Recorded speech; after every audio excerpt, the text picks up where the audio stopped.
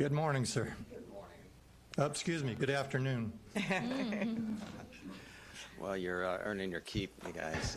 Thank you very much for taking the time, and it's wonderful having dedicated people doing this for us. My name is Jim Norconk, Jr. It's important because my son's in town here, and he doesn't want to take claim. I'm the guy with the gray hair. And I've been here 20 years, so I'm very, very happy to be able to say that. I have some notes here, and I just want to, first of all, acknowledge everybody that spoke here, including the representative from the architect, that Marcella, I think her name is. Yeah, everybody did a fantastic job, and I think, it was a very nice job, and I appreciate that. And so it was informative. I'm a military veteran, like the mayor, and I was pleased to see that presentation here earlier, so that's very nice. And, I think, Greg and I, so many of us have fought or spent our time and our years in the military maybe a little bit, in our early age, thinking life was a little bit perfect, and if we worked long enough and if we lived long enough that things would turn out good. If we did the right things and that everything, all the things that we saw were bad when we were young, that, and I think, I don't know what age it was when I turned out to find out this wasn't actually going to happen. Well, darn it, I guess, So with that in mind, we did fight very hard, and we continue to fight to preserve the community and family units that we have. We try to do now, particularly in this particular political environment, we feel so isolated, so terribly isolated. We try to do everything we can, and told my wife the other day, I said, now I'm just reserved to my family and my God. I'm down on my knees for that. Like Lincoln said, so many times we've been driven to our knees. So that's where I'm at. I'm at my family, and I'm at my God and my community.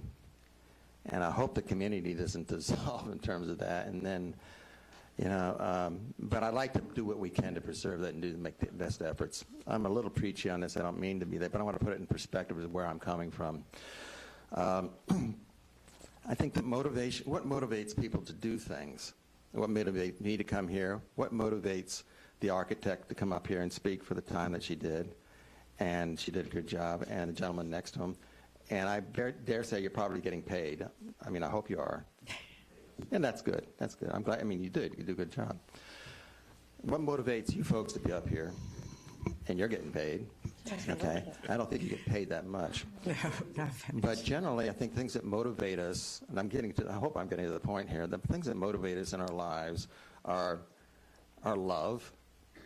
And that encompasses a whole lot. That's love of family, country, fellow man, philanthropy, your religion, your goodwill.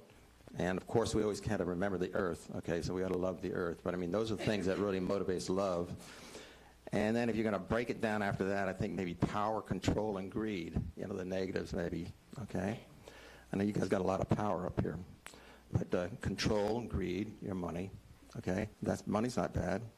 It's what you do with it. So where does this fall? Where does this whole effort fall into? Now, the representatives here, and you're doing a good job. You're getting paid to do it, and it's fine. So I understand where you're coming from.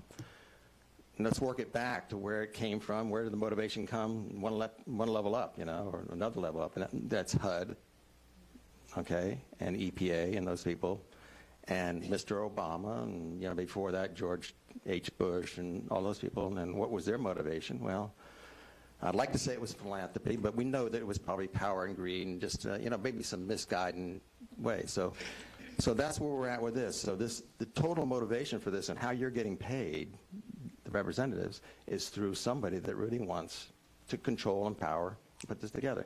Now, I think you're doing a good job because you think it's right, and that's great. That's how you can do your job, and trying to bring everybody together. But I think, again, it could be considered very misguided. So I'm against power and greed and control. And I talked to Councilmember Carroll outside in the hallway here. I said, when you have a $4.5 million stock, you have a business, and you have $4.5 million investor into that business, and you own part of that stock, you're in that business, and you have $25,000 investment, and then it comes to the decision about how you're going to run and control that company, the region, or whatever, guess where you stand, okay? Now, if it hasn't been requested formally of you folks, I'm formally requesting that you remove yourself through a vote here today. I'm asking that of you. Obviously, I can't, but I'm asking you to take a vote on this today to formally remove yourself from this plan until we find out, you know, where we're going and what's in it. One of the wonderful things about 50 American states is we're all kind of like experiments, right, in education and all that. And we decided that we weren't doing a good job. Somebody decided we weren't doing a good job in education. So we decided that we're going to regionalize education across the country, and we're going to bring 50 states together, and we're going to, instead of having the experiments, we're going to do that. And where has that gotten us? Okay. So we're not doing a very good job on housing and development and all that. So let's do a better job with that. So let's regionalize and let's nationalize our housing issues. Okay, okay.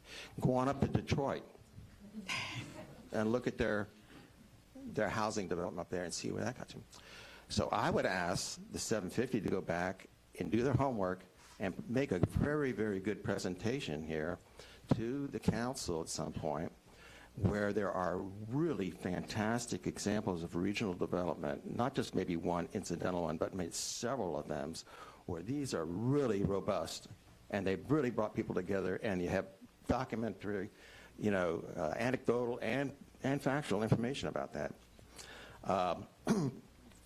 So in that context, and just out of curiosity, I think probably the board members for this particular 750, I saw all these names, and I've been part of many big companies and stuff like that, and I'll tell you what, being a board member, it's nice to have in your resume, and they're probably doing it gratis, probably volunteer, are they not, most of them? Are they getting paid? Are they paid, any of them?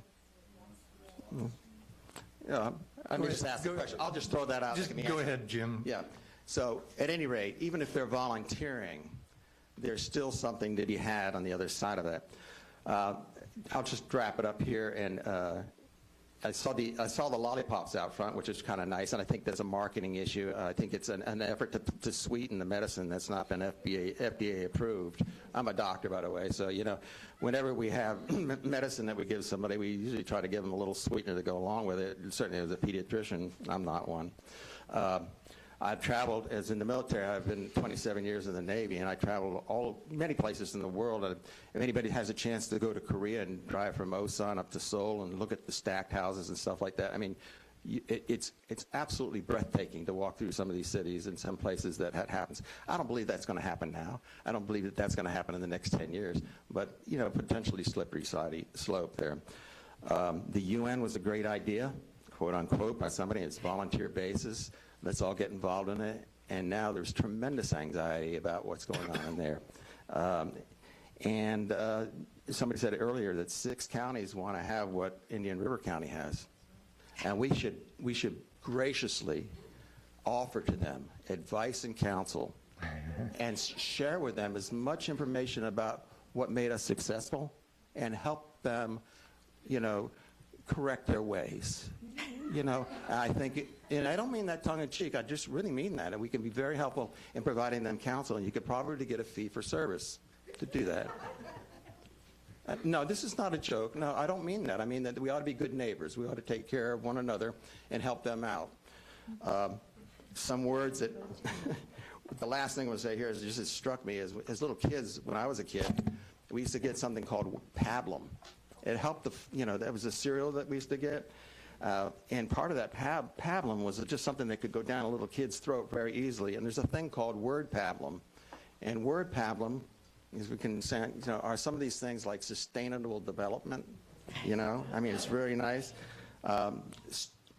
Another word pablum, you know, an alternative might be strategic disembodiment, surreptitious disintegration. Simply demonic, or I don't think it's that, or just slum development. You know, these are SDs. I don't think that's the case. I think there's good intended people at certain levels. I think the volunteers for 750 and all that are probably extremely good people. I'm concerned about the power bosses up at the top that are that just invested $4.5 million of stock into our business, and we only have $25,000 invested. Those people